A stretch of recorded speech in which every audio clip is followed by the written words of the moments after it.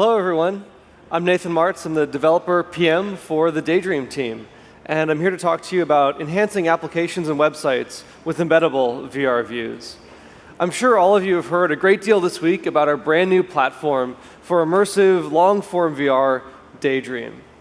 Now, Daydream is amazing, and you've heard a lot about it. But today, I'm going to talk to you about a different mobile VR platform from Google called Cardboard. And even though we're talking a lot about Daydream today, Cardboard is alive and well, in part because it has some really unique properties. Cardboard still is the world's most affordable and most widely distributed VR platform. It's really, really good at bite-sized experiences. It's something you can drop into and drop out of really, really comfortably. It also works on iOS and on Android. And it's super easily branded if you want to use it in a marketing campaign or a giveaway. And especially the bite-sized nature of the content, the fact that you're not necessarily locked into VR for a long time with Cardboard, makes us think of some interesting applications. That's what I want to talk to you about today. Also, the heart of Cardboard and of Daydream in general is this idea of VR for everyone. And when we say that, we mean not just VR for every user, but actually mean for every developer, and also hopefully for every business. Google's investing in VR because we believe it's a potentially transformative technology. And so we're always thinking for ways to apply that technology outside of the most obvious applications of games and media into the real world, into the businesses that most of us run and support. And with that, I'd like to talk to you about a specific insight, a specific opportunity we've been thinking about. So imagine you have a travel website. Now, travel is a huge part of internet search and commerce. People spend tremendous amounts of time and money when they try to plan their vacations. And today, whether it's an app or a website, we do the best we can with the tools available. So if we want to tell someone about Machu Picchu, we have a beautiful photograph, and we have text and copy that tries to support that, maybe some charts and graphs. But if you're traveling to Machu Picchu, you'd really like to know what it feels like to be on top of the mountain, to look around the ruins. It'd be so much more amazing if you could feel like you're immersed in that space, physically present. If you're planning a trip to Machu Picchu and you're like, that's what it looks like, it's so amazing, you might be more likely to travel there. And this idea of embedding immersive media into more traditional websites and applications, we think is actually a very large opportunity, and not just for travel. For example, if you're in real estate, maybe you're a home builder, your whole business is you have to sell homes that haven't been built yet. And some people are going to come to your office, and they're going to be excited about your home, but they're going to walk out the door because they have a hard time buying a house if they can't look around the kitchen and then walk to the living room. Well, embeddable immersive media could let you do that. If you're in retail or support retail, you want to have somebody design a room or look at a showroom without leaving the comfort of their home, you can do that with immersive media. Maybe you work in news and you want to really leverage the power of VR as the empathy machine to bring people into the stories in a really remarkable way. Immersive media can do that as well. And of course, education is another opportunity where if you want to take your students on virtual field trips, teach them about the world, take them to places they could never go that are thousands or millions of miles away. This is all possible. And so we know that even though there's this great potential, most businesses and most developers don't have a large team of VR experts on standby just waiting for this stuff to happen, right? Building a VR app from the ground up is expensive, but we want to make it accessible. And that's why I'm here to talk to you about a technology released just a couple months ago called VR Views. And I'll tell you about it in a great deal of detail over the next half hour. So it's much easier to experience VR views than it is just to talk about them. So if anyone has a smartphone, I suspect a few of you have these crazy things called smartphones, there's a short URL which will take you to a live version of this demo. So check it out. I'll leave the URL up for just another second. It's pretty freaking cool. And bonus points if you actually brought a Cardboard or a VR viewer of your choice, even better. So the starting point for VR views is an embedded window. We know that most apps are not going to start users in VR. You're going to start in 2D, and you want to bring this window into an immersive world you want to bring it to users even before they've entered VR. In fact, we know that, of course, not everyone has a cardboard with them all the time. And if you're going to build this technology and integrate it into your site, you want it to work in VR and outside of VR. The cool thing is that with the embedded magic window, on mobile, when you move your phone around, you'll see that the picture actually responds. It's alive. You're looking through this magic window into this other world. Now, from there, you've got a couple of choices. There's a full screen button in the lower right, and if you press that, you get magic window, but in full screen. It's the most immersive you can get without cardboard. Now, of course, the best option is the VR option. And if you press that, you get stereoscopic, real-time viewing designed to be compatible with all of our cardboard viewers. And the cool thing about VR is it's the most immersive, especially if you have stereo 360 content. And we'll talk about how you can capture your own stereo 360 content in just a little bit. So, of course, it's great to talk about what it can do, but how do you use it, right? You're developers, you want to know, how do I actually get this into my website or into my application? And I'm really proud to tell you that pretty much everywhere you want to be, VR Views already supports. We have a WebGL-based implementation that works on desktop and mobile browsers. We have native Android integrations through our Google VR SDK and native iOS integrations also through the Google VR SDK. So regardless of whether you have an app or a website, whether you're desktop or mobile, you can use this technology, use the same content across all of those surfaces, and integrate it with a minimum of effort. In fact, one of the hard parts with VR Views is actually compatibility, right? When you talk about browsers alone, there's lots of different browsers. Well, we support all of the leading browsers across all of the major operating systems, as long as you have a relatively recent version of the browser. I'm sorry, IE6, not supported. But otherwise, we're pretty good. On Android, we have support for everything from KitKat and on up, and on iOS, everything from iOS 8.0 and up. So really, really wide range of compatibility. The majority of the users you want to reach. We've done the hard work to do the compatibility, and not just the compatibility, also the performance work, to make sure that this doesn't just work, but is fast and responsive, which is super important, especially in VR. So integrations are fortunately super simple. If you want to integrate a VR view into your website, it's basically like integrating a YouTube video. You add an iframe.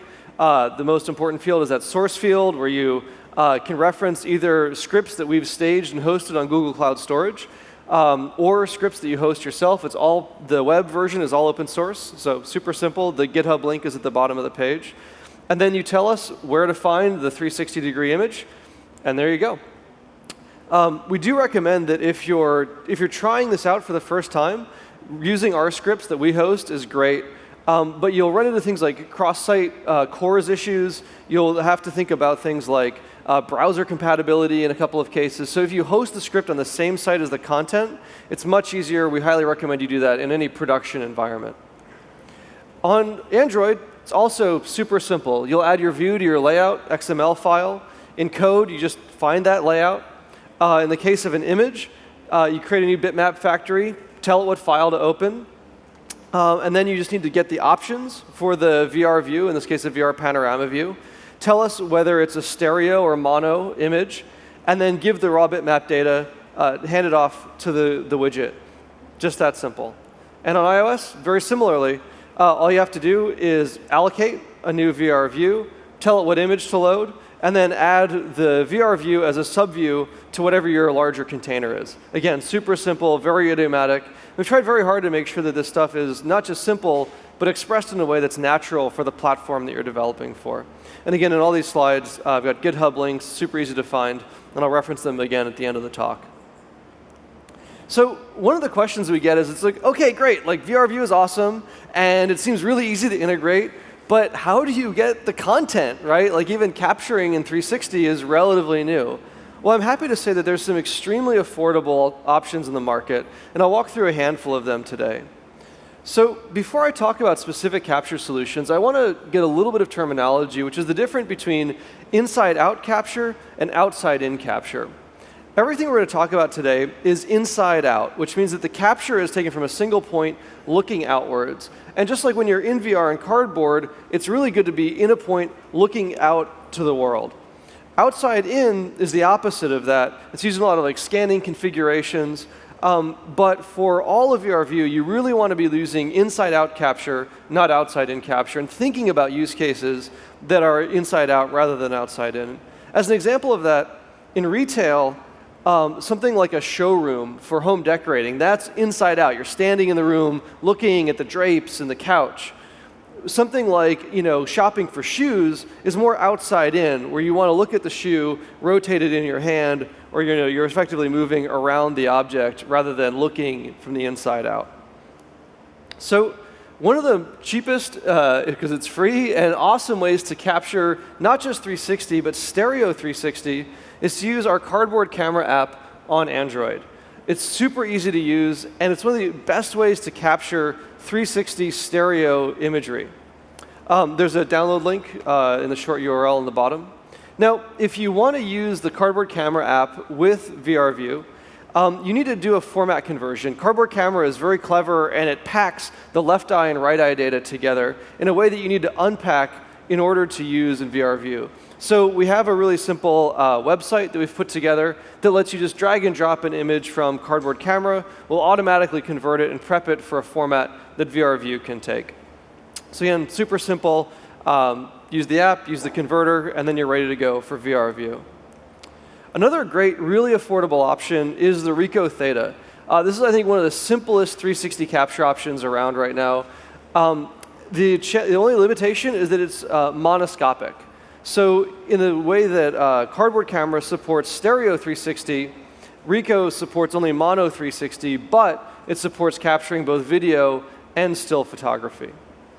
Now, of course, we've talked a lot about real-world contexts, but the real world, VR views are not actually limited to the real world, right? Like, CG is a great source. In fact, if you're that hypothetical home builder who wants to show people what the home will look like, you're probably going to be capturing your 360 views from renders of your architectural drawings. And there's a lot of great plugins for everything from game engines like Unreal Engine and Unity to more traditional offline rendering tools like RenderMan and Maya. And these plugins generate the same standardized format that VR View supports.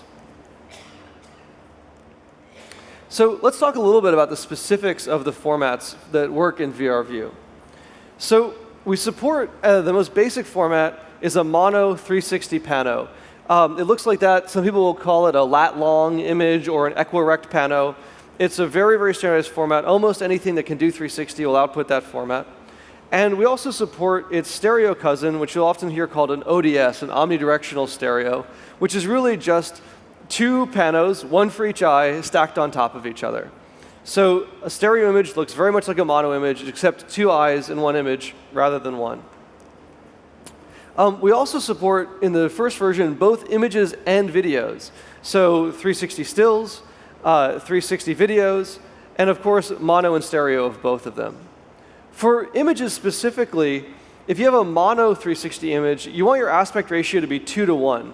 So for example, 1024 by 2048 is a good baseline for mono 360. In stereo, it's 1:1. It's a square because you're stacking a 2:1 image on top of another 2:1 image. For performance and compatibility reasons, the maximum dimensions are 4096 by 4096. That's especially critical on mobile.